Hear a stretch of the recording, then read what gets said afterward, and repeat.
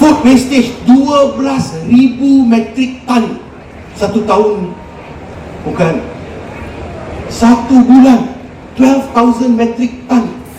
Persiapan yang sedang dijalankan dan berlaku di negara Thailand. Dia di sebelah kita saja, jiran kita. Pejabat awam diminta menggunakan tangga naik ke pejabat, menjimat elektrisiti.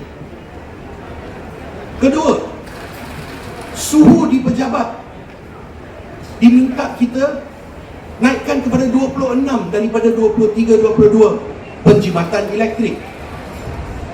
Mereka telah melaksanakan WFH, work from home, sebagai langkah untuk menjimat petrol dan diesel. Bila negara jiran kita pun mengadakan persediaan-persediaan sebegini, bukankah kita pun patut ikut langkah itu?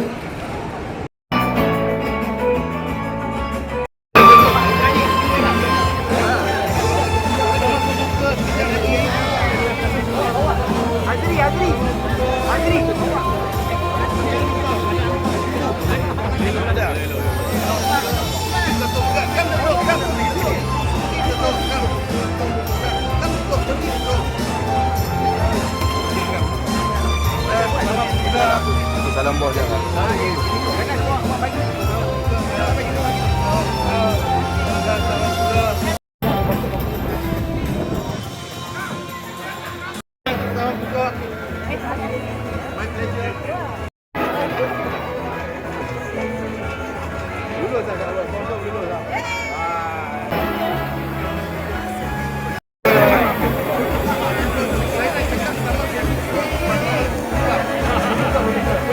Tawadhu atas segala nikmat dan kurniaan.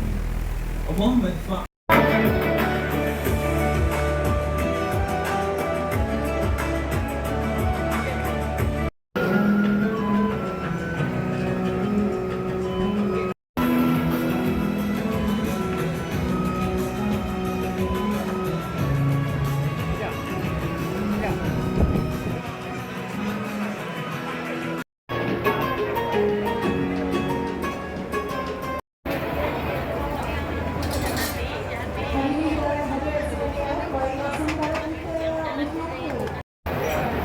Saya ingin mengucapkan terima kasih dan penghargaan saya kepada HRD Corp yang telah bekerjasama dengan sahabat saya Dato' Megat dan juga Parlimen Sungai Buloh untuk menjayakan perjumpaan pada hari ini. Berikan mereka. Bulan Ramadan ini memang bulan yang penuh keberkatan. Cuma cabarannya satu saja. Bila menjelang petang, semua orang mula kira masa nak berbuka. Sekarang tiba-tiba saya pun jadi sama juga. Bila Yang Amat Berhormat Perdana Menteri buat keputusan, contohnya kita jangan buat rumah terbuka besar-besar. Niat dia bukan niat kita tak boleh bergembira. Niat dia bukannya ada apa-apa agenda di tepi. Tak ada. Niat dia satu saja.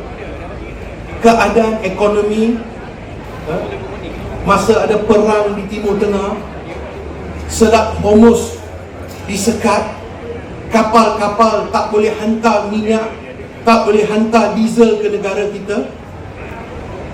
Kita kena bersedia berhadapan dengan apa-apa pun masalah yang mungkin berlaku. Ini sebagai persiapan. Kalau kementerian tak buat rumah buka, bukannya duit itu boleh masuk di poket saya ataupun poket TKSU atau KSU. Dana itu dijimatkan untuk rakyat, bukan untuk kita. Tapi yang dikatakan itu ditafsirkan kerajaan tak benarkan kita bergembira masa sambutan Aidilfitri. Tak cakap. Rumah terbuka sendiri, no problem. Boleh. Tak menjadi masalah. Saya nak bagi tahu satu yang di sini. Ramai yang tak tahu. Sambutan Ramadan, sambutan Hari Raya Aidilfitri ni,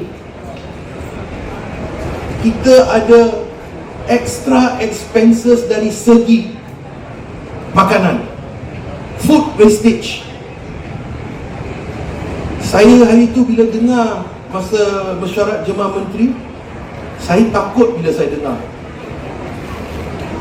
food wastage 12,000 metrik tan satu tahun, bukan satu bulan, 12,000 metrik tan.